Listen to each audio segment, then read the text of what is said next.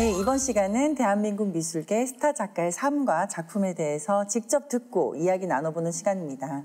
저는 사실 직업이 모델이긴 한데 지금 MC도 하고 있고 그리고 뭐 축구도 열심히 하고 아이들도 키우고 그렇게 지내고 있잖아요. 여러분들은 또 어떤 활동을 하고 계신가요? 저 같은 경우는 뭐 조색전이라는 부캐로 활동 열심히 하고 있는데 뭐 라이브 방송이라든지 뭐 연애 상담이라든지 회사도 여전히 다니시죠? 회사 엄청 열심히 다닙니다. 오늘 모실 작가님 역시 다양한 분야에서 아주 활동을 하고 계십니다. 예술계 팔방미남 오상길 작가님이십니다. 어서 오세요. 어서 오세요. 반갑습니다. 네.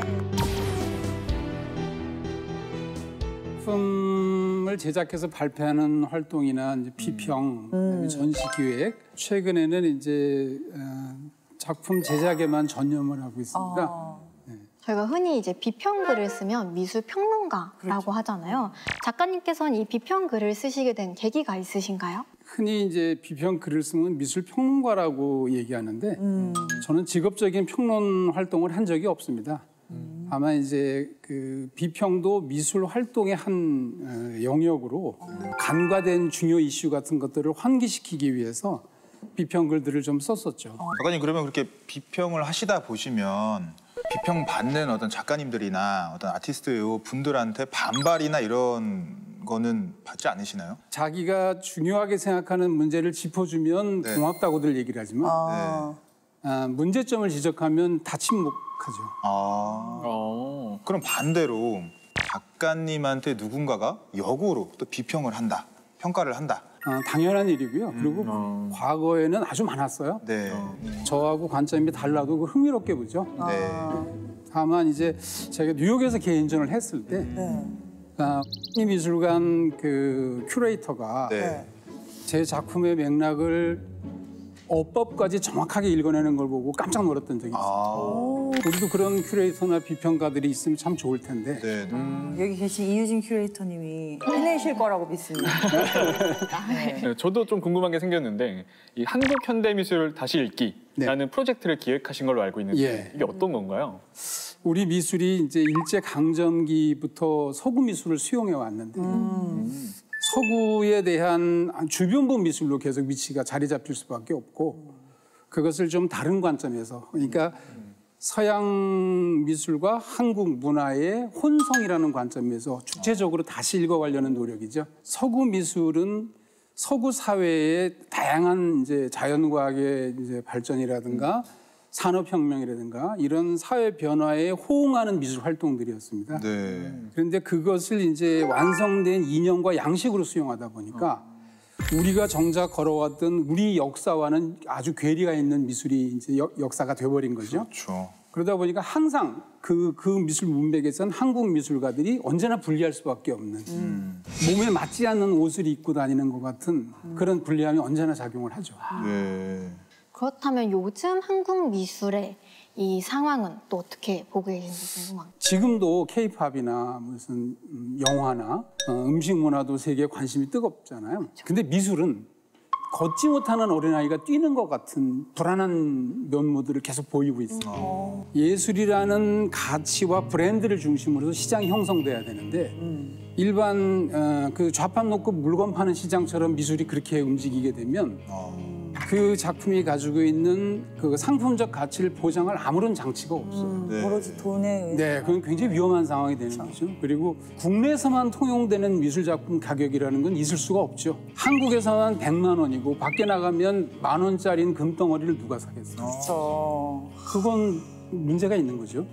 저는 거기에 이어서 작가님의 그 작품에 대해서도 굉장히 좀 궁금합니다. 제가 처음 데뷔를 했던 게 1985년이니까 올해로 치면 38년이 되죠. 38년. 긴 세월입니다. 초기에는 이제 그 오브젝트 인스톨레이션이라는 작업을 주로 발표했었는데 그 뒤에 90년대 중반부터는 비디오 아트를 했고요. 네. 그리고 최근에는 이제 드로잉 성격의 그 페인팅 작업에 집중하고 있습니다. 38년이면은 10년이면 강산도 변한다고 하는데 작품의 변천사도 있으실 것 같아요. 네. 초기에 제가 발표했던 이제 오브제 인스톨레이션 작업들은 가령 이제 미니멀 아트 같은 경우는 미술 작품을 하나의 대상으로 놓고 보려는 이제 관점을 가지고 있는데 네. 저는 그 대상성이라는 문제에 대해서 다른 생각을 갖게 됐어요. 대상이 중요한 게 아니라 그 대상을 마주하고 있는 내가 중요하다고 생각하는 거죠. 네. 근데 서구 미술의 문맥 전반에서 그런 것들이 서양 사람들은 있어요. 제가 한국 사람이기 때문에 발견할 수 있는 특징들이죠. 네. 그래서 한국 사람들이 가지고 있는 어떤 문화적인 감수성이나 관습들 이런 것들 틀 속에다가 이걸 녹여낼 수 있는 방법들을 실험하는 게 주로 이제 주류를 이뤘고요. 네네. 비디오 작업들은 이제 시간성이라는 문제와 그 이미지가 사람의 심리에 작용하는 영향의 문제에 관한 것들을 주로 연구했어요. 네. 조금 어렵죠, 말이. 평론을 하셔서 그런지 확실히 뭔가 설명하시는 네. 게 참 명료하십니다. 맞아요. 이제 저희 스튜디오에 지금 작품이 2점이 나와 있는데 이 작품에 대한 설명을 드립니다. 기존에 있는 화가들의 그리는 방식과 틀을 완전히 바꿔버리는 일들을 하고 있어요. 네. 그러니까 내 몸의 감각이나 내 감수성에 집중을 해서 몸의 컨디션이나 움직임이 그림에 즉각적으로 반영이 되게 네. 하는 그런 이제 다소 충동적이고 도발적인 그림들을 주로 그리는데 작가님, 저 앞에 지금 화면에 보이는 저 그림이 충동적으로 그린 그림이실까요? 네, 그렇습니다. 그러니까 저건 이제 재료가 목탄인데요. 네. 그 목탄 가루에다가 이제 물을 섞어가지고 네. 그걸 이제 물감처럼 만들어서 사용하죠. 그게 마르면 광택이 없으면서 빛을 흡수하는 독특한 어떤 질감들을 내게 되는데 네네. 그 목탄을 개가지고 종이에다가 쏟았는데 그 쏟아진 표정을 보고 이거는 손이 갔고 저건 붓이 간 거예요. 그리고 붓으로 문지르다가 붓을 놓고 물을 부어서 다시 이제 또 물과 먹을 섞으면서 이렇게 한 작업이죠. 거기에 작가인 내가 어떤 감각과 감성을 가지고 개입해 들어가서 하나의 회화로서의 독립성을 만들어낼 수 있을까라는 게 제 관심사예요. 네. 그날의 컨디션에 따라서 아주 다른 그림들이 계속 만들어지게 되는데 제가 해온 작업들은 아마 일반적으로 한 사람의 그림이라고 보기 좀 어려울 만큼 다양한 양상들이 펼쳐져요. 네. 붓을 당연히 사용하기도 하지만 날카로운 걸로 긁어낸 것 같기도 하고 손으로 문지른 것 같기도 하는데 그때그때 상황에 맞춰서 그렇습니다. 자유롭게 사용하시는 거죠? 붓으로 그리다가 붓 던지고 손가락 가지고 그리다가 혹은 손바닥으로 문지르다가 손톱으로 긁기도 하고 하는 일들을 이제 통해서 그 그림이 그 순간에 어떤 그 감각들을 이제 투영해 내고 있다고 생각하면 거기서 끝이 나는 거예요. 그러니까 근사한 장면의 그림을 그릴 생각은 처음부터 없고 그게 하나의 어느 순간에 역동하는 어떤 그 행위의 결과로 남게 되는 거죠. 작가님, 저는 이쯤에서 고민이 있습니다. 이 중에서 제가 미술에 대해서, 작품에 대해서 제일 모르거든요. 솔직히 저처럼 모르는 일반 사람들의 입장에서는 이게 뭐야 라고 이해를 할 수밖에 없거든요. 맞아요. 그렇게 저처럼 미술을 모르시는 많은 분들은 어떻게 과연 접근을 해야 될지. 이제 사람들이 현대미술이 난해하다는 말들을 많이 해요. 말하자면 미술은 이런 것이다라는 선입견을 가지고 그 틀 속에 집어넣으려고 그러는데 안 들어가는 거예요. 그럼 사람들이 난해하다고 생각을 하게 되는데 미술가들은 그 틀 자체를 깨는 데다가 계속 집중해 왔어요. 전 세계의 뛰어난 예술가들이 애를 써왔는데 그걸 과거의 틀로 계속 보려고 그러니까 안 읽히는 거죠.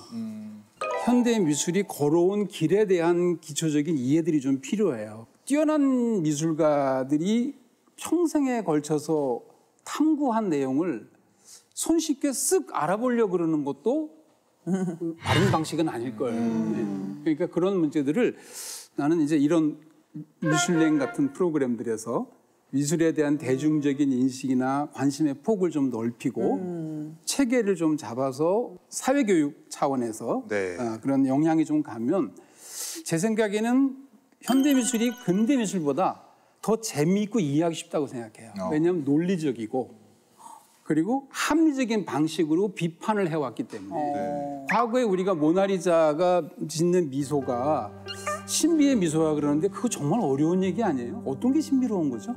저는 그게 더 의아하고 그러니까 그런 문제들을 의심을 가지고 뜯어서 하나씩 파헤치는 미술이 현대미술이에요. 그게 재밌을 수밖에 없어요. 아니면 평생 하겠어요. 재밌습니다. 아까 살짝 들어보니까 뭐 즉흥성, 네. 뭐 이런 충동적인 이런 걸 중시한다고 하셨는데 그래도 그 중에서도 나는 이건 꼭 지킨다 하는 원칙이 있으실까요? 있죠. 기존에 있는 미술에 제기됐던 문제들은 참조가 되는 거예요, 저한테. 하나의 말하자면 고려해야 될, 참고해야 될 참조들이고 네. 여기서부터 그려지는 건 완전히 새로운 영역이어야 된다는 거죠. 남이 아무도 하지 않은 영역을 가야 그게 내가 아마 찾는 길일 것이다라고는 생각을 해요. 그럼 저희가 작가님들 나오시면 꼭 드리는 질문인데 오상길 작가님에게 예술이란? 사회생활을 통해서 경험했던 그 어떤 데서도 얻을 수 없었던 나의 존재 이유, 내 존재 가치를 확인받을 수 있는 유일한 영역이 예술 활동이었었어요. 그러니까 다른 것을 생각할 여지가 없는 거죠. 저는 진짜 와닿았던 게 남들이 정해진 대로 받아들이지 말고 나만의 시각으로 봐라. 서양 미술도 그렇고 현대 미술도 그렇고 저희가 조금 더 저희만의 시각으로 보는 연습을 해보는 것도 좋을 것 같습니다. 미술랭 가이드와 함께해 주신 오상길 작가님 감사드리고요. 저희는 다음 시간에도 미술계 스타 작가와 함께 풍성한 이야기로 다시 돌아오겠습니다.